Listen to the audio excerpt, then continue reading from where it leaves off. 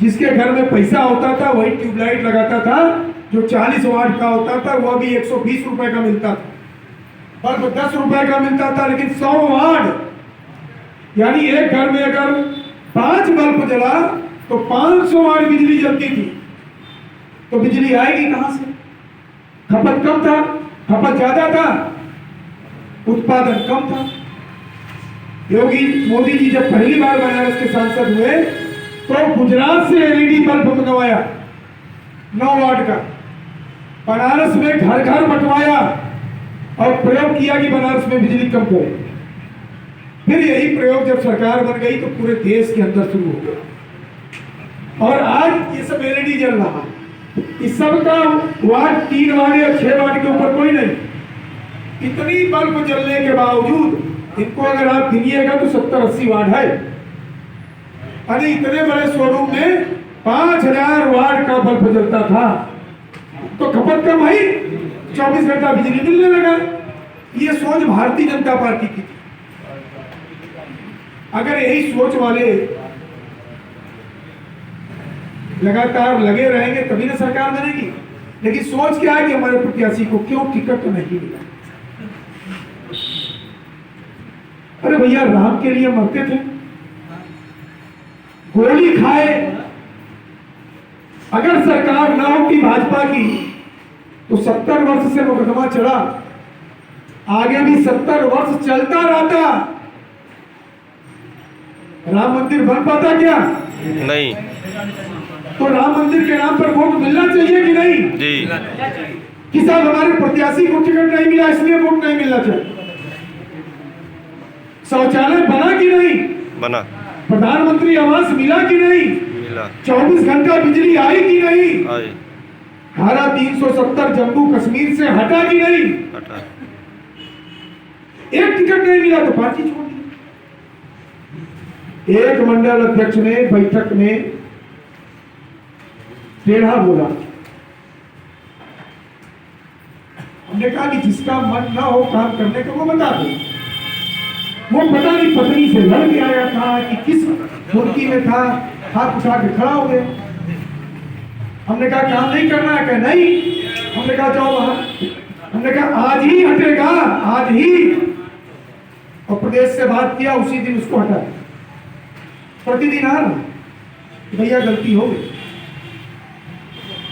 हमारे कुछ लोगों की गलती। जिस दिन यहाँ बहिष्कार हुआ था, सरकार के विरोध में बहिष्कार हुआ था कि आरक्षण अनुसूचित क्यों हो गया? अरे वो सरकार ने नहीं किया, वो जजों की कमेटी ने किया। अगर उसी दिन हम हटा दिए होते तो ये स्थिति नहीं होती। कुल मिला के मित्रों, मैं टेढ़ा किसी के बारे में नहीं बोलता, लेकिन सच्चाई यही है कि हमारी पहचान भाजपा से है।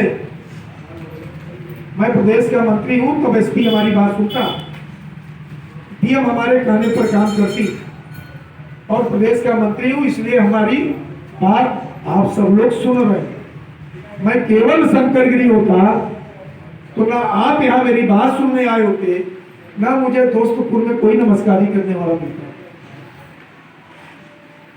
मैं पैर छुआने पर विश्वास नहीं करता, क्योंकि मेरा मानना है कि पैर जितना आप हमारा छुएंगे मेरा धर्म उतना ही आप ले जाओगे।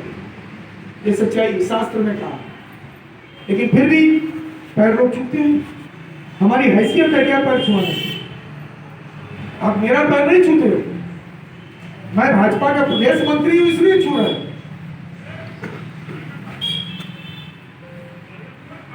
इसलिए आप सब जितने लोग हो यही सारथी है भाजपा की। अभी भी बताइए, अभी भी मौका है।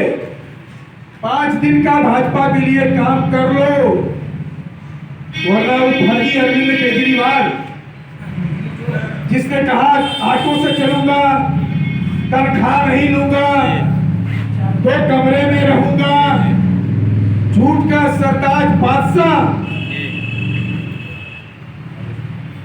जिसने केवल फर्जियों को नेता बनाने का काम किया, हर गलत काम करने वाले को नेता बनाने का काम किया, और आज भारत में सबसे ज्यादा तनख्वाह अगर कहीं मिलती है विधायकों को तो केंद्र शासित छोटा सा प्रदेश दिल्ली में मिलता है, सबसे ज्यादा तनख्वाह। अब उस पार्टी का कोई भविष्य है क्या यूपी में? तो मान सम्मान तो अपने यहां मिलना, और न भी मिले तो जो हमारी सोच थी वो पूरा हुई कि नहीं? आप सीना ठोक के जाइएगा बाहर, कहिएगा 24 घंटा बिजली दे रहा हूं। अगर सपा की सरकार बनेगी तो 24 घंटा की जगह 12 घंटा फिर से आ जाएगा। घर घर बताइए कि सपा की सरकार बनेगी तो दोस्तपुर के व्यापारियों का फिर से समाजवादी पार्टी के गुंडे शोषण करेंगे।